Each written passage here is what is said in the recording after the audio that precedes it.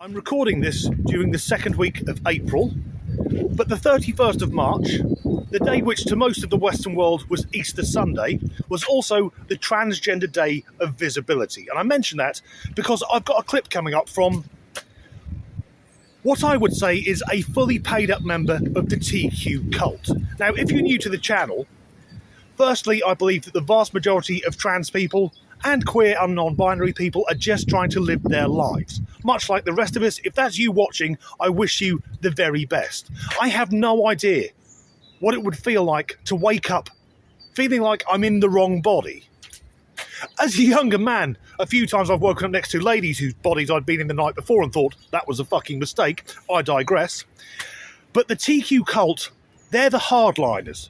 The ones who ruin it for everyone. The screamy people. The ones who cry victimhood whilst being terrible to everyone else.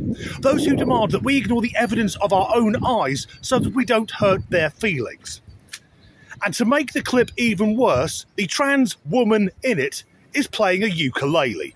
I'm going to sound like a bit of a snob, but some of you may know I'm a guitar guy myself. I'm no virtuoso or musical genius. I'm all right. But when I see someone playing the ukulele, part of me thinks, could you not be bothered to learn a proper instrument? To learn an instrument that doesn't look like you've stolen it from a 2-year-old child. And of course, when I think of the long list of famous ukulele players, there's that whiny voiced tit, George Formby, and that concludes my list of famous ukulele players. In fact, I'll be even more of a snob. When I see someone playing the ukulele, I rate them lower than a reggae guitarist. And in my opinion, to be a guitarist in a reggae band, you need to be able to play 2 chords badly. Before I move on, I've just reminded myself of something.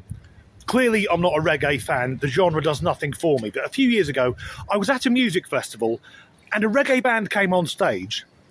This was a 6-piece band. All the members were white. And of course, there's nothing wrong with that. Your skin tone doesn't dictate the sort of music you perform. But they were also from Cheshire. And if you're from outside the UK, Cheshire is quite posh, quite well-to-do, albeit many of the people who live there have very strange taste, or rather, lack thereof. There are people in Cheshire who would think nothing of having a Diamante roof on their house and 6-foot concrete lines sprayed gold at the end of their driveway.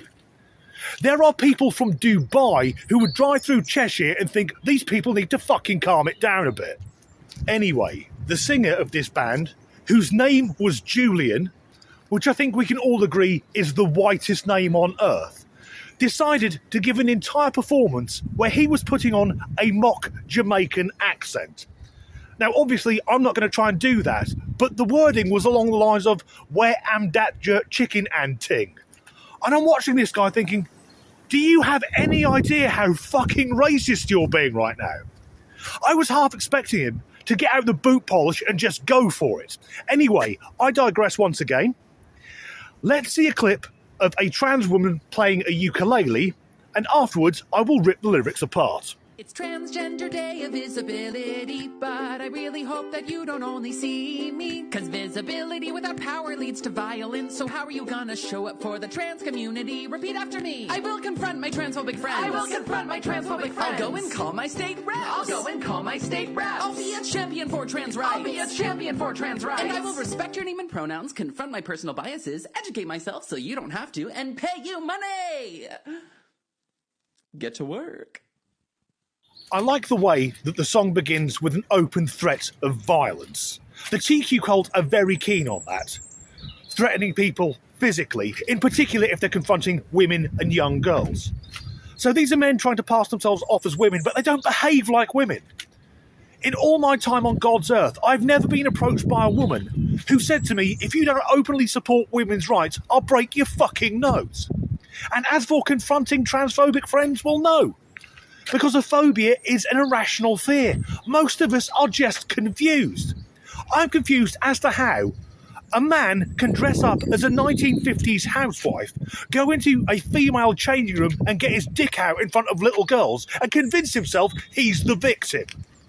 Contacting the state representative? I live in the UK. That doesn't apply to me. Being a champion of trans rights. What rights does that DNA man not have. If you're trans, in particular, if you're a trans extremist and you live in the Western world, you're some of the most protected people on the face of the earth. And I'm not saying that makes life easy, but it doesn't make it any harder. As for respecting names and pronouns, ordinarily, yes, I'd go along with that because it doesn't cost anything. It's just being polite. But this isn't a request, it's a demand. So sorry, sir, you can piss off. Then we're asked to educate ourselves. Of course, everyone else is the problem, not the confused DNA male wearing a dress. We all have to change the way we look at the world so as not to hurt his feelings. And then he asks for money. And I've seen a few trans grifters try this. Oh, I need money, I'm trans. What the fuck has that got to do with anything?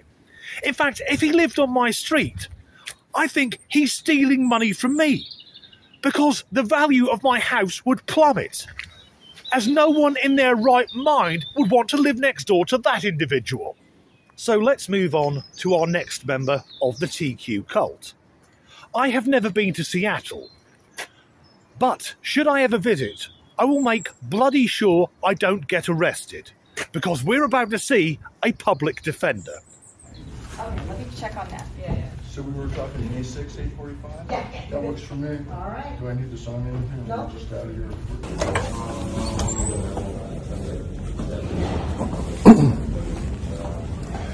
My comment about my client? Yeah. I just met her. She's really nice. She's really smart. She sounds like she's got the right idea about things.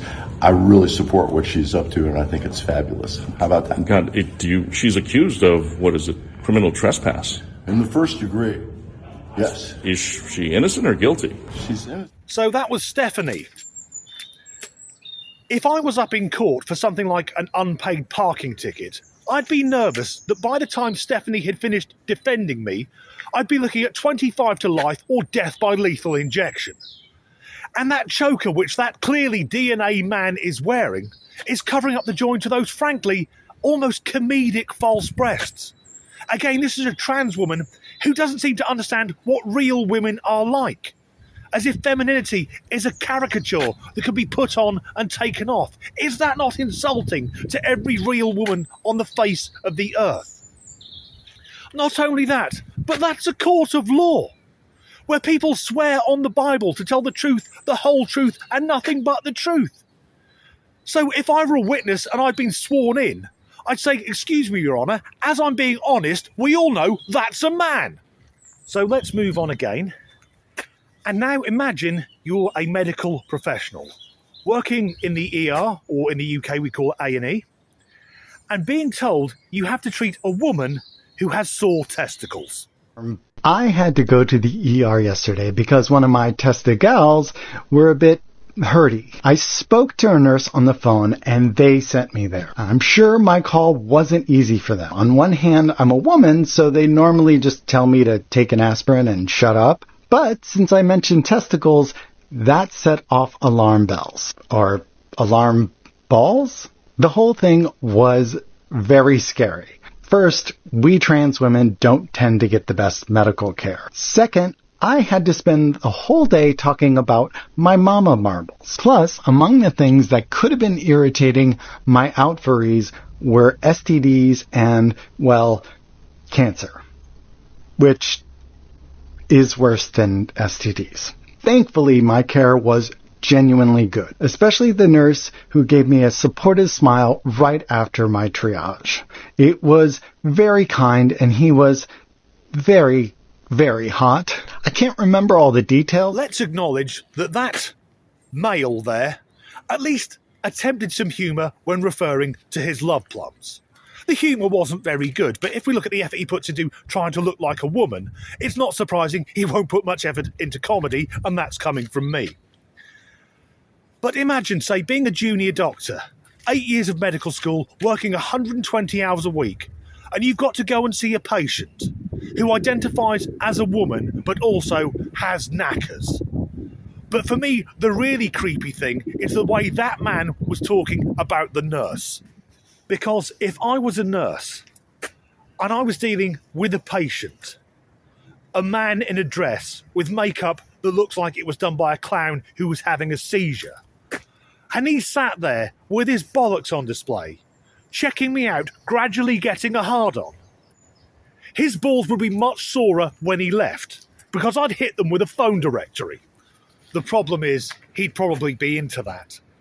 I've saved the worst for last. Imagine you want to have a nice, sparkly dress, but you can't afford to buy one. Why not make one yourself and then record yourself dancing in it and post it on the internet? Let's go, girls.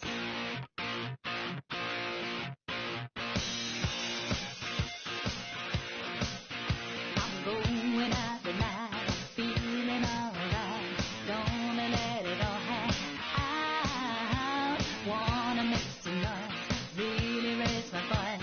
Yeah, I wanna scream and shout. I thought the crazies wore tinfoil on their heads. And just to be clear, I haven't hacked that guy's computer. I've not issued a ransom saying, if you don't pay up, I'll post that online. He did that himself. And I don't know anything about dancing, but what are those moves called? I'm guessing maybe either, look at me, I'm clinically insane, or maybe this is the reason my family don't talk to me. Thus today, we've seen a trans woman demanding we do all within our powers to make his life as easy as possible, including giving him our hard-earned money. A public defender who shouldn't be trying to keep people out of prison cells because he belongs in a padded one. We've seen a man in a dress who apparently likes showing his testicles off to medical staff. And lastly, I'm assuming Britney Spears from another dimension where things have gone horribly wrong. If you've enjoyed today's video, please do like and subscribe if you haven't already. And as ever, thanks for watching. In the fucking... I'm recording 3 words. And the wind's back. The guitar guy...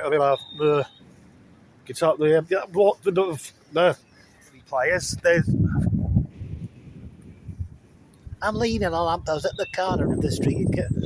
George Formby, that's it. Of this... Oh, fuck it. Fan of reggae, the genre doesn't. It just goes